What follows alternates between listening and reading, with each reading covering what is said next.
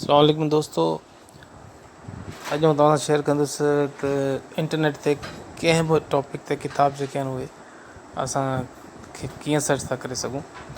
हाणे हिकिड़ो त इहो तरीक़ो आहे त असां सिंपली बुक जो नालो लिखूं या टॉपिक जो नालो लिखूं ऐं उन जे एंड में असां PDF लिखी छॾियूं। ठीकु आहे, उन खां अलावा हीअ वेबसाइट आहे PDF ड्राइव जे नाले सां, या आउं तव्हां सां शेयर कंदुसि PDF ड्राइव। हाणे ही लखनि जी तादाद में हिते किताब अवेलेबल आहिनि।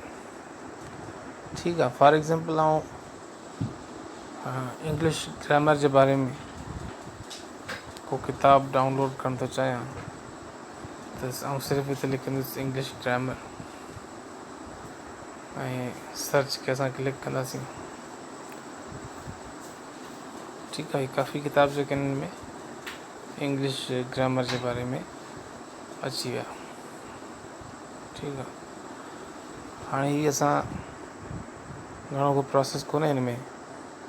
हाणे फॉर एग्ज़ाम्पल आउं ही किताब थो डाउनलोड कयां, इंग्लिश ग्रामर, हिन जा 123 पेजिस आहिनि।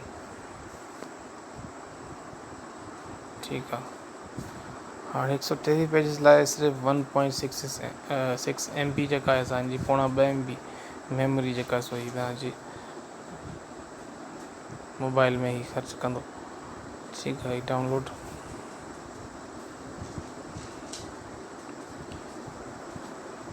Just weight.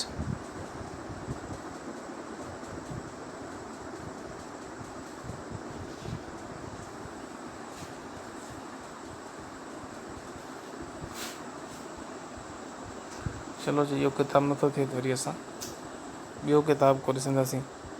कुझु बुक्स जेके आहिनि पब्लिशर हटाए बि छॾींदा आहिनि। ठीकु आहे, हाणे ॿियो बुक आहे fluent English perfect natural speech sharpen your grammar. हाणे इन खे ट्राई था करियूं।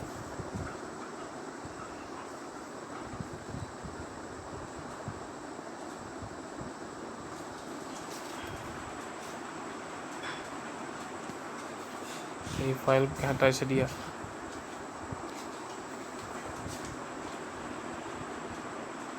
चलो ही था कयूं स्पीक फ्लूएंट।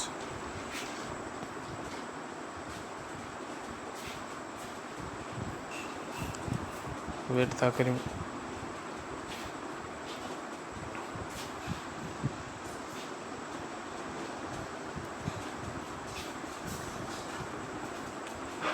चलो ही बुक अची वई। ठीकु आहे, PDF में ही बुक असांखे अवेलेबल आहे। ठीकु आहे, मूं काफ़ी बुक डाउनलोड करे रखिया आहिनि। पढ़ा घटि थो पर डाउनलोड काफ़ी कया अथऊं।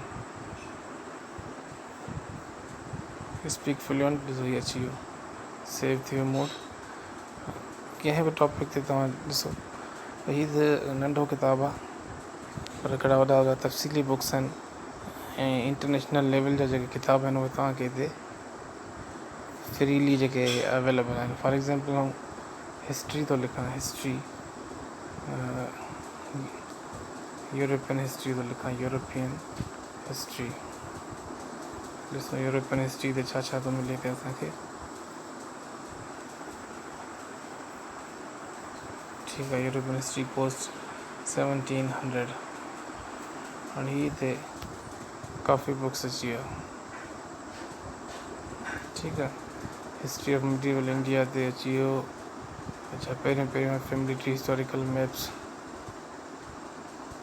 ठीकु आहे, जेको बि तव्हांखे हिन में सम्झ में अचे किताब, जेको तव्हांजो इंट्रस्ट हुजे उहो तव्हां ॾिसी करे नालो पोइ डाउनलोड करे सघो था। हाणे हीअ आहे the cold war a post cold war history. ठीकु आहे, हिन खे ॾिसूं था। 2.94 MB ऐं 295 पेजिस आहिनि हिन बुक में। ॾिसूं था इहो थिए थो या न। अच्छा, कुझु बुक्स में इशू थिए थो, थी सघे थो पब्लिशर जी इजाज़त न हुजे या उहो हटाए छॾींदा हुजनि। बाक़ी मोस्टली जेके आहिनि किताब हिन में डाउनलोड थी वेंदा आहिनि। हिन में घणी देरि बि न कंदो आहे। ठीकु आहे, हाणे ही डाउनलोडिंग मथे हिते हले बि असां वटि द कोल्ड वार। हाणे बुक जेको आहे सो असां वटि डाउनलोड थी वियो ऐं असां हिन खे ऑफ नेट असां पढ़ी सघूं था। ठीकु आहे, कहिड़ो बि टॉपिक हुजे, ज़बरदस्त वेबसाइट आहे। ऐं तव्हां इन मां जेको आहे सो घर वेठे फ़ाइदो खणी सघो था। किताब जेके आहिनि उहे तव्हां डाउनलोड करे ऐं बग़ैर कंहिं पैकेज जे तव्हां ऑफलाइन इहे पढ़ी सघो था। ऐं मज़े वारी ॻाल्हि जी तव्हां वटि फ्री MBs हुजनि 50-100 जेके MBs अचनि थियूं जैज़ वग़ैरह ते, उन में बि तव्हां ही ठीकु ठाक क़िस्म जो कंटेंट तव्हां मुफ़्त में डाउनलोड करे ऐं उन मां फ़ाइदो वठी सघो था। ठीकु आहे दोस्तों, माशाल्लाह, गुड बाय।